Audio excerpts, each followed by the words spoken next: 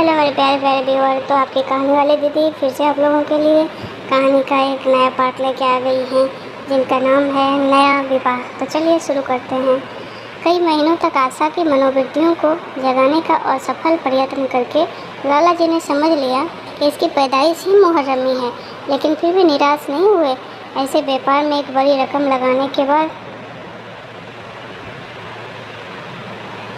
उनसे अधिक से अधिक लाभ कमाने की बनिक प्रवृत्ति को कैसे त्याग देते।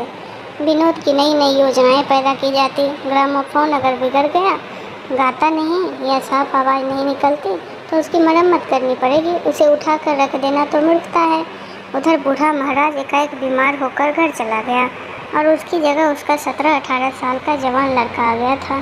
कुछ अजीब गवार था, बिल्कुल झंझट उज्जड़, कोई बात ही नहीं समझता था। जितने फूल के बनाता उतनी तरह के। हाँ, एक बात समान होती, सब बीच में मोटे होते, किनारे से पतले होते। दाल कभी तो इतनी पतली जैसे चाय, कभी इतनी गाढ़ी जैसे दही। नमक कभी इतना कम, बिल्कुल फीका, कभी इतना तेज कि नींबू डालना पड़े। एक दिन उसने कहा, तुम इतने नालायक आदमी हो जुगल, आखिर इतनी उम्र तक तुम घास खोदते रहे या बाहर झोंकते रहे, फुलके तक बनाना नहीं आता तुमको। जुगल आंखों में आंसू भर कर कहा, बहू जी अभी मेरी उम्र ही क्या है, 17 ही तो पूरा हुआ है। आशा को उसकी बात पर हंसी आ गई। उसने कहा, तो रोटियां पकाना क्या 10-5 साल में आता है? आप एक महीना सिखा दें बहू जी, फिर देखिए मैं आपको कैसे फुलके खिलाता हूँ कि जी खुश हो जाएगा। जिस दिन मुझे फुलके बनाने आ जाएंगे मैं आपको कोई इनाम दूंगा। सालन तो मैं अब कुछ कुछ बनाने लगा हूँ। क्यों? आशा ने हौसला बढ़ाते हुए मुस्कुराहट के साथ कहा, सालन नहीं, वो बनाना आता है। कभी कल ही नमक इतना तेज था कि खाया नहीं गया, मसाले में कच्ची गंध आ रही थी। नमक इतना तेज था, मैं जब सालन बना रहा था तब आप कहाँ थी? अच्छा, तो मैं जब यहाँ बैठी रहूँगी तब तुम्हारा खाना अच्छा बनेगा। आप बैठी रहती हैं तब मेरी अकल ठिकाने रहती है बहू जी। आशा को जुगल की इस भोली बातों पर खूब हंसी आती थी। हंसी को रोकना चाहती थी पर वह इस तरह निकल पड़ती जैसे भरी बोतल उड़ेल दी गई हो। और मैं नहीं रहती तब तो आपके कमरे के द्वार पर जा बैठता हूँ, वहाँ बैठकर अपनी तकदीर को रोता हूँ। आशा ने हंसी को रोक कर पूछा, क्यों रोते हो? रोते क्यों हो यह नहीं पूछिए बहू जी, आप इन बातों को नहीं समझेंगी। आशा ने उसके मुँह की ओर प्रश्न करके देखा। उसका आशा कुछ तो समझ गई पर न समझने का बहाना किया। तुम्हारे दादा आ जाएंगे तब तुम चले जाओगे? और क्या करूँगा बहू जी, यहाँ कोई काम दिलवा दीजिए तो पड़ा रहूँगा। मुझे मोटर चलाना सिखवा दीजिए, आपको खूब सैर कराया करूँगा। नहीं नहीं बहू जी, आप हट जाइए, मैं पतीली उतार लूँगा। ऐसे साड़ी अच्छी है आपकी, कहीं कोई दाग पड़ जाए तो क्या हो? आशा पतीली उतार रही थी, जुगल ने उसके हाथ से सरनी ले ली। दूर रहो, फूहड़ तो तुम हो ही, कहीं पतीली पाँव पर गिरा ली तो महीनों झकोगे। जुगल के मुख पर उदासी छा गई। आशा ने मुस्कुरा कर पूछा, क्यों मुंह लटक गया सरकार का? जुगल रुआसा होकर बोला, आप मुझे डांट देती हैं बहू जी, तब मेरा दिल टूट जाता है। सरकार कितना ही घुड़के मुझे बिल्कुल ही दुख नहीं होता, मगर आपकी नज़र में मेरा खून सर्द हो जाता है। आशा ने दिलासा दिया, मैं तुम्हें डांटती नहीं हूँ, केवल यही तो कहा कि कहीं पतीली तुम्हारे पाँव के ऊपर न गिर पड़े। हाथ ही तो आपका भी है, कहीं आपके ही हाथ से छूट पड़े तो? लाला डंगामल ने रसोई घर के द्वार पर आकर कहा, आशा जरा यहाँ आना, देखो तुम्हारे लिए कितने सुंदर गमले लाया हूँ, तुम्हारे कमरे के सामने रखे जाएंगे। तुम यहाँ धुएं धक्कर में क्यों हलकान होती हो? इस लड़के से कह दो कि जल्दी महाराज को बुलाए, नहीं तो मैं कोई दूसरा आदमी रख लूँगा। महाराजों की कमी है क्या? आखिर कब तक कोई रियायत करे? गधों को जरा भी तमीज़ नहीं। सुनता है जुगल, लिख दे आज अपने बापू को। चूल्हे पर तवा रखा हुआ था, आशा रोटियां बेलने में लगी हुई थी। जुगल तवे के लिए रोटियों का इंतजार कर रहा था। ऐसी हालत में भला आशा कैसे गमले देखने जाती? उसने कहा, जुगल रोटियां टेढ़ी मेढ़ी बेल डालेगा? लाला जी ने कुछ चिढ़ कर कहा, अगर रोटियां टेढ़ी मेढ़ी बेलेगा तो निकाल दिया जाएगा। आशा अनसुनी करके बोली, 10-5 दिन में सीख जाएगा, निकालने की क्या ज़रूरत है। तुम आकर बतला दो गमले कहाँ रखे जाएं। कहती तो हूँ रोटियाँ बेल कर आती हूँ। नहीं, मैं कहता हूँ तुम रोटियाँ मत बेलो। आप तो खामखा जिद करते हैं। लाला जी सन्नाटे में आ गए। आशा ने कभी इतनी रुखाई से उन्हें जवाब नहीं दिया था, और यह केवल रुखाई नहीं थी, इसमें कटुता भी थी। लज्जित होकर चले गए। उन्हें ऐसा क्रोध आ रहा था कि इन गमलों को तोड़कर फेंक दें और सारे पौधों को चूल्हे में डाल दें। जुगल ने सहमे हुए स्वर में कहा, आप चली जाएं बहू जी, सरकार बिगड़ जाएंगे। बको मत, जल्दी जल्दी फूल के सेको, नहीं तो निकाल दिए जाओगे। और आज मुझसे रुपया लेकर अपने लिए कपड़े बनवा लो। भिखमंगों की सूरत बनाए घूमते हो, और बाल क्यों इतना बढ़ा रखा है तुमने? नाई भी नहीं जुड़ता क्या? जुगल ने दूर की बात सोची। बोला, कपड़े बनवा लूँ तो दादा को हिसाब क्या दूँगा? अरे पागल, मैं हिसाब में नहीं देने कहती, मुझसे ले जाना पैसे। जुगल काहिलपन की हंसी हंसा। आप बनवाएंगी तो अच्छे कपड़े लूँगा। खद्दर के मलमल का कुर्ता, खद्दर की धोती, रेशमी चादर, अच्छा सा चप्पल लूँगा। आशा ने मीठी मुस्कान से कहा, और अगर अपने दाम से बनवाने पड़े तो? तब कपड़े ही क्यों बनवाऊँगा बहू जी, बड़े चालाक हो तुम। आशा ने कहा। जुगल ने अपनी बुद्धिमत्ता का प्रदर्शन किया। आदमी अपने घर में सूखी रोटियां खाकर सो सकता है, लेकिन दावत में तो अच्छे अच्छे पकवान ही खाता है।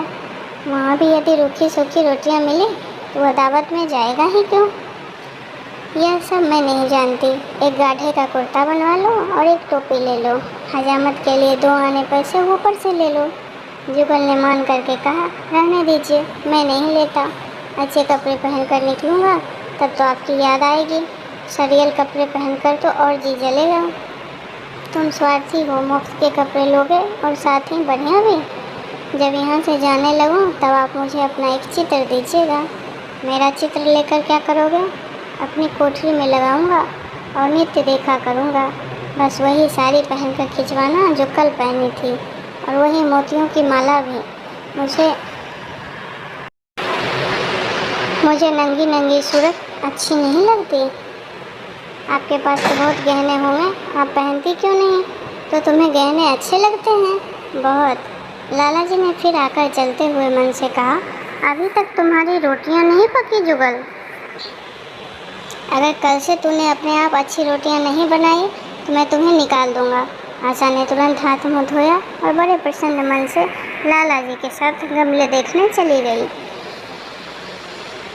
इस समय उसकी छवि में प्रफुल्लता की रौनक थी, बातों में भी जैसे शक्कर घुली हुई थी। लाला जी का सारा खिसियानापन मिट गया था। उसने गमलों को मुग्धा आँखों से देखा, कहा, मैं इनमें से कोई गमला न जाने दूँगी, सब मेरे कमरे के सामने रखवाना। सब कितने सुंदर पौधे हैं, वाह, इनके हिंदी नाम भी मुझे बतला देना। लाला जी ने छेड़ा, सब गमले क्या करोगी? 10-5 पसंद कर लो, शेष में बाहर रखवा दूँगा। जी नहीं, मैं एक भी नहीं छोड़ूंगी, सब यहीं रखे जाएंगे। बड़ी लालचिन हो तुम। लालचिन ही सही, मैं आपको एक भी नहीं दूंगी। 2-4 तो दे दो, इतनी मेहनत से लाया हूँ। जी नहीं, इनमें से एक भी नहीं मिलेगा, आशा ने कहा। दूसरे दिन आशा ने अपने को आभूषण से खूब सजाया और फिरोजी साड़ी पहनकर निकली। तब लाला जी की आंखों में ज्योति आ गई। समझे, अवश्य ही अब उसके प्रेम का जादू कुछ कुछ चल रहा है। नहीं तो उनके बार बार आग्रह करने पर भी, बार बार याचना करने पर भी उसने कोई आभूषण नहीं पहना था। कभी कभी मोतियों का हार गले में डाल लेती थी, वो भी ऊपरी मन से। आज वह आभूषणों से अलंकित होकर फूली नहीं समाती, इतराई जाती थी। मानो कहती हो, देखो मैं कितनी सुंदर हूँ। पहले जो बंद कली थी वो आज खिल गई थी। लाला जी पर घरों का निशान चढ़ा हुआ था। वे साथ चाहते थे उनके मित्र और बंधु वर्ग आकर इस सोने की रानी के दर्शनों से अपनी आंखें ठंडी करें, देखे कि वह कितनी सुंदर, सुखी, संतुष्ट और प्रसन्न है।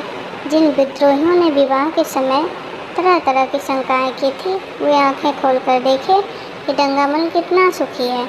विश्वास, अनुराग और अनुभव ने चमत्कार कर दिया है। उन्होंने प्रस्ताव किया, चलो कहीं घूम आते हैं, बड़ी मज़ेदार हवा चल रही है। आशा इस वक्त जैसे कहीं जा सकती थी। अभी उसे रसोई में जाना था, वहाँ से कहीं 12-1 बजे फुर्सत मिलेगी, फिर घर के दूसरे धंधों सिर पर सवार हो जाएंगे।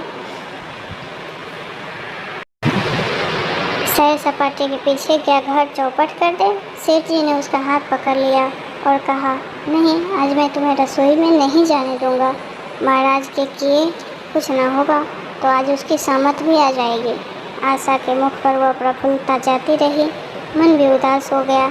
एक सोफा पर लेट कर बोली, आज न जाने क्यों कलेजे में मीठा मीठा दर्द हो रहा है। ऐसा दर्द कभी नहीं होता था। सेठ जी घबरा उठे, यह दर्द कब से हो रहा है? हो तो रहा है रात से ही, लेकिन अभी कुछ कम हो गया था, फिर होने लगा। रह रह कर जैसे चुभन हो रही थी। सेठ जी एक बार सोचकर दिल ही दिल में फूल उठे, अब वे गोलियां रंग ला रही हैं। राज वैद्य ने कहा था, जरा सोच समझ कर इसका सेवन कीजिएगा। क्यों न हो, खानदानी वैद्य है। इनके बाप बनारस के महाराज के चिकित्सक थे। पुराने और परीक्षित नुस्खे हैं इनके पास। उन्होंने कहा, वो रात से ही यह दर्द हो रहा है, तुमने मुझसे कहा नहीं? नहीं तो वैद्य जी से कोई दवा मंगवा देता। मैंने सोचा आप अपने आप ही अच्छा हो जाएगा, मगर अब बढ़ रहा है। कहाँ दर्द हो रहा है, जरा देखो, कुछ सूजन तो नहीं? सेठ जी ने आशा के आंचल की तरफ हाथ बढ़ाया। आशा ने शर्मा कर सिर झुका लिया। उसने कहा, यह तुम्हारी शरारत मुझे अच्छी नहीं लगती। मैं अपनी जान से मरती हूँ, तुम्हें हंसी सूझती है? जाकर कोई दवा ला दो। सेठ जी अपने पुसंतों पर डिप्लोमा पाकर उससे कहीं ज़्यादा प्रसन्न हुए, जितना राय बहादुरी पाकर होते थे। इस विजय का डंका पीटे बिना उन्हें चैन कैसे मिलता? भोलेनाथ ने कुछ बहुत हमदर्दी न दिखाई। सेठ जी यहाँ से उठकर अपने दूसरे मित्र लाला फागमल के पास पहुँचे और उनसे भी लगभग इन्हीं शब्दों में शोक संवाद कहा। फागमल बड़ा सोहरा था, मुस्कुरा कर बोला, मुझे तो आपकी सारोरात मालूम होती है। सेठ जी की बाँछें खिल गई। उन्होंने कहा, मैं आज अपना दुख सुना रहा हूँ और तुम्हें दिल लगी सूझ रही है। जरा भी आदमियत नहीं है तुम में। मैं दिल लगी नहीं कर रहा हूँ, इसमें दिल लगी की क्या बात है? वह हैं कमसिन कोमल लंगिनी, आप ठहरे पुराने लठैत दंगल के पहलवान। बस अगर यह बात ना निकले तो मुझे मुड़ा लूँ। सेठ की आंखें जगमगा उठी, मन में यौवन की भावना प्रबल हो उठी और उसने साथ ही मुख पर यौवन की छलक आ गई। छाती जैसे कुछ फैल गई। चलते समय उनके पग पर कुछ अधिक मजबूती से ज़मीन पर पड़ने लगे और सिर की टोपी भी न जाने कैसे बांकी हो गया। आकृति से बांकपन की शाम बरसने लगी। आशा ने नैन बाण चलाकर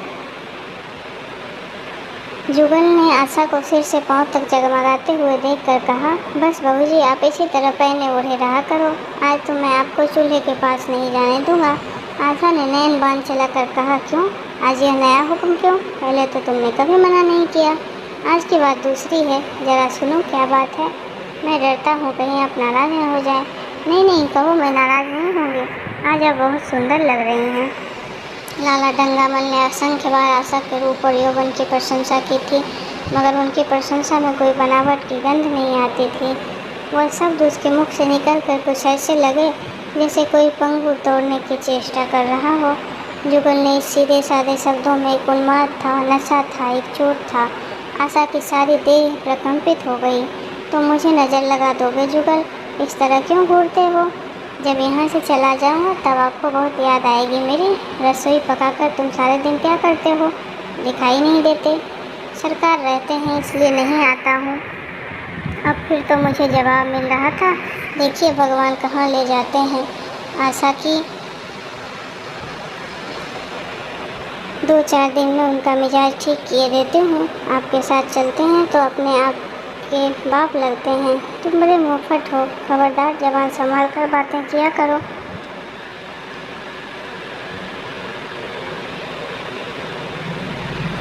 किंतु अप्रसन्नता का यह झीना आवरण उसके मनोरंजन को छिपा सका।